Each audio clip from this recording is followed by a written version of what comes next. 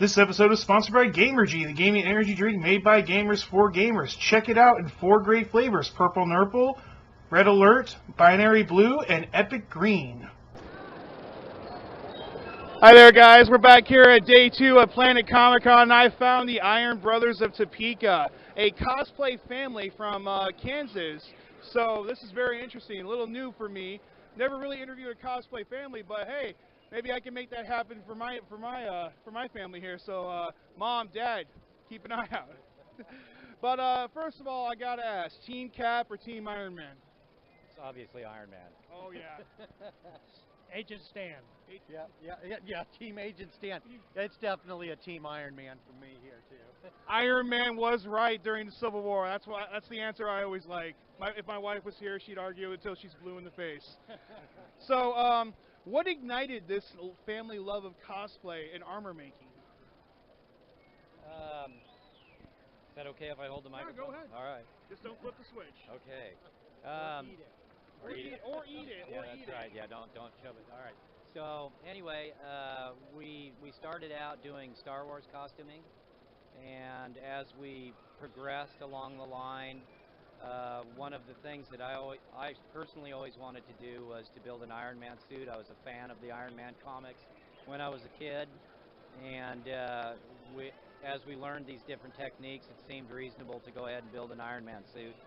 So we did build an Iron Man suit and put it together, and it was put it out in a costume contest for Marvel prior to the movie being released, and we took second place in that particular contest, and then we've just made general improvements over the costumes since that time.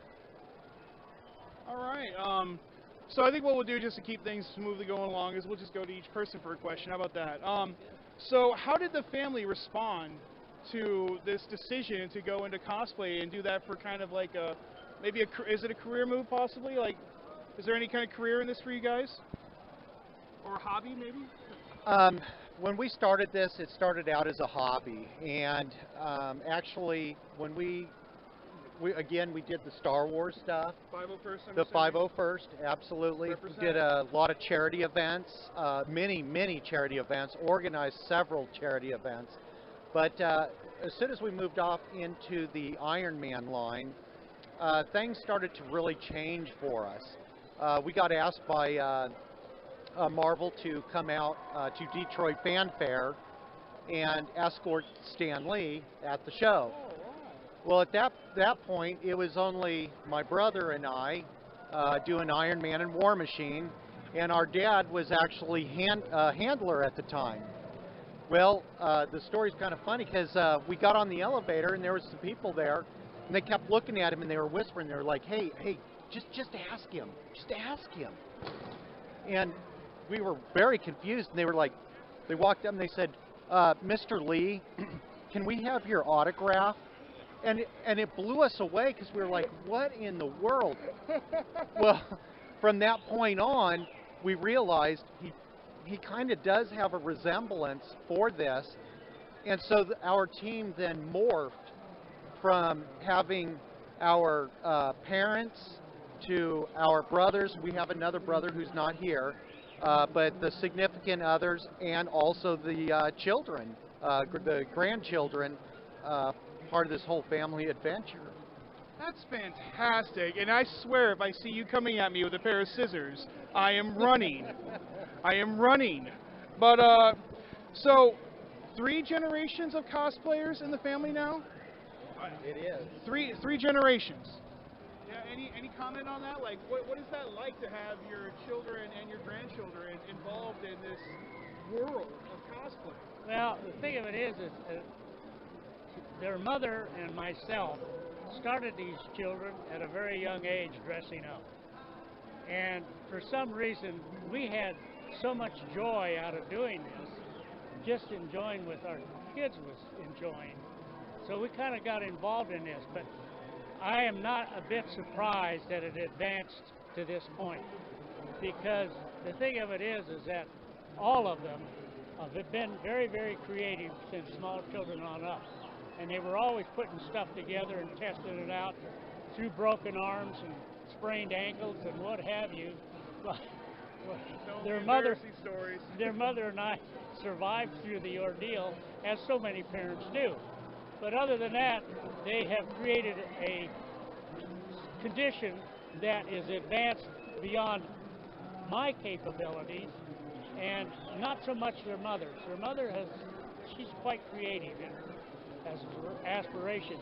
And the thing of it is the boys are just trying to increase their knowledge, increase their potential in expanding all of the diversity in the creative aisle. That's fantastic. That is so fantastic. That shows that even back then that he knew.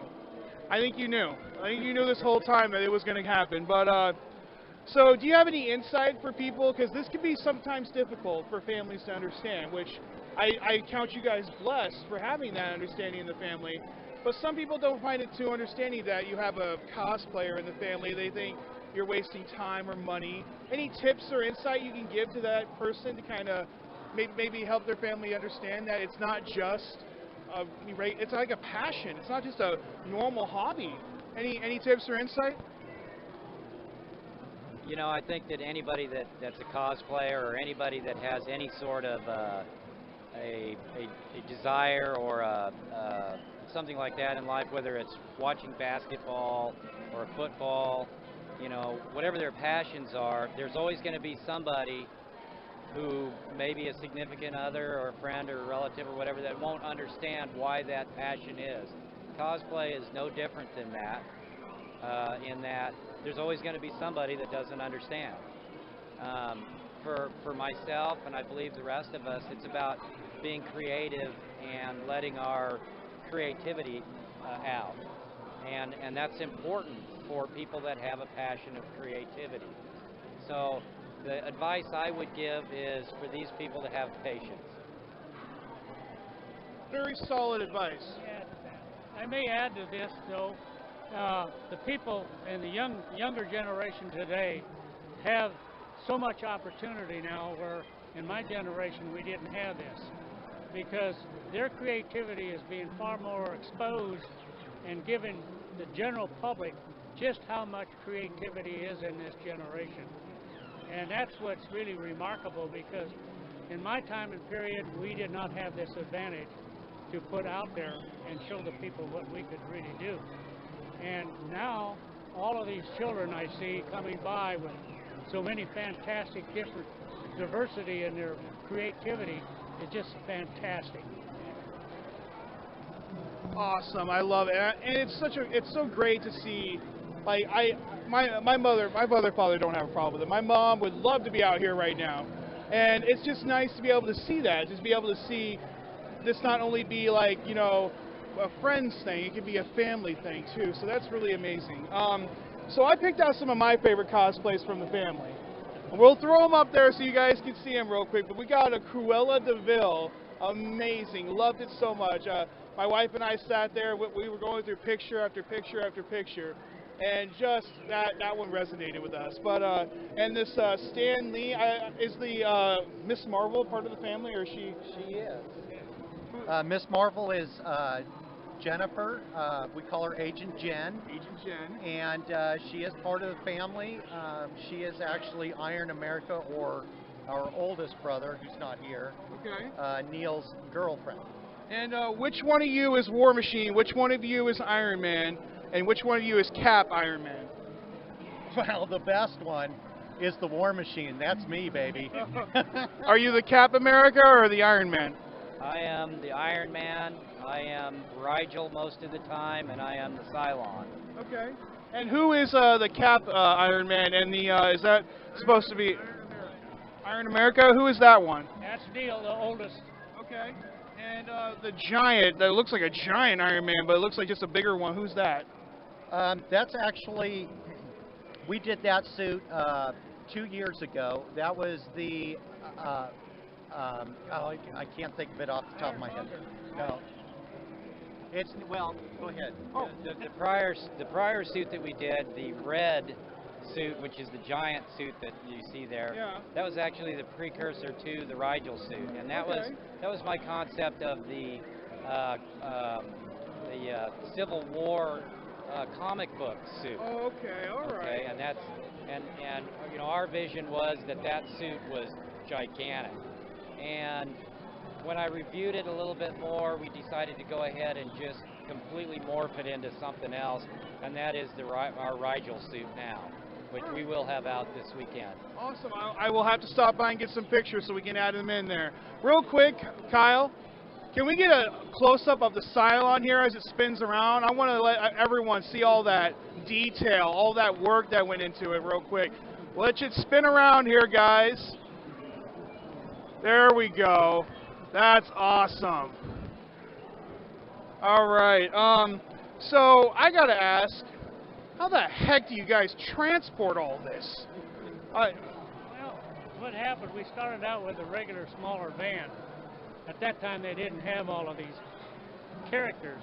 Now that they've added all of this, they had to buy and purchase a larger, much larger van, take half the seats out and revamp it so that they could carry all this stuff, and plus passengers on top of it. So it's expanding. I figured next time they'll probably have to have a small bus. You know, you guys can find those. You can find yourself a nice bus to carry everyone around. So let's see if we can find a round number for this. But in the family, how many cosplays have been done to date? What do you think? I myself have probably 20 that I can count easily, and probably more than that. You know, you figure there's soft costumes, armored costumes. Oh gosh, we're probably pushing at least 100 easily. 100. And just to give you guys an idea, that's not your average cosplayer. That's professional. We're talking Negri. We're talking Yaya Han. We're talking AZ Power Girl. So 100 just within a family is pretty significant.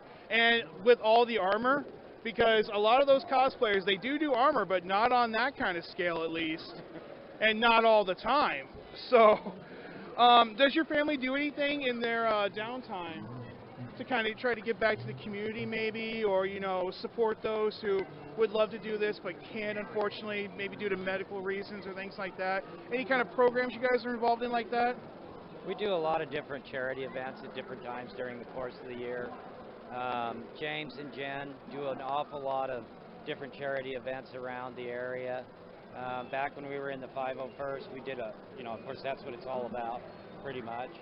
And so, yeah, there's lots of different stuff that we do. We were involved with the young boy that just passed away here recently from cancer with the swords, 10,000 sword salute. And so, yes, we do a lot of that stuff. But as far as the free time goes, for myself, I'm in the shop. My wife told me the other day, she came out and she said, "Now you realize you've been out in the shop for 22 hours, right?" She goes, "Don't you think you should go get a drink of water?" And I said, "I didn't know I'd been out here that long." So that's kind of how it goes. It sounds like we need to get a fridge in there, maybe a microwave, a couple cots, you know. But and we'll kind of ask everyone here, what does cosplay mean to this family? What does it mean to you guys from a family perspective? This is you know, there's a lot of different families that do different things together. You know, we have a saying: the family that cosplays together stays together. So, you know, that's what I would say. Okay. As for myself, on my downtime, I usually restore cars. And now I've got my youngest son pretty well interested in going into that on his downtime somewhat. My middle son, Mike, who is Iron Man, he was always interested in cars, but what scared me so, he was more interested in speed than anything else. And his mother and I got down on our hands and knees and prayed to God that he'd be safe. But this is pretty much what we do, and we enjoy spending our time with our family, with our boys, because as I look at it, the sand in my hourglass is beginning to diminish, and I have to spend as much time as I possibly can with my 3 sons. All right, well, I'm going to go off script just a little bit and ask, how many times have you been asked, Mr. Lee, can I have your autograph today? Oh my God. You know, anymore, I've gotten to the point where I don't even know my regular name. I'm answering to Mr. Lee's name all the time. And this is the ironic thing of the whole thing, that I have to stop myself and say, look, I'm not signing today. And that's the end of it. All right. Well, guys, thank you so much for joining us here. This is Planet Comic-Con Day 2. As you can tell, it is about family. It's a lot of fun, and you can come out here and have fun with your family. You come out here and have fun with us. But thank you guys so much for watching. We'll put all the Iron Brothers of Topeka information in the description bar below, so go check them out. Show them some love. You know, what their work is amazing, so it speaks volumes for itself. But if you enjoyed this video, make sure you Sith lightning that like button, and if you're new, use the Force to subscribe, and we'll catch you guys next time. Bye!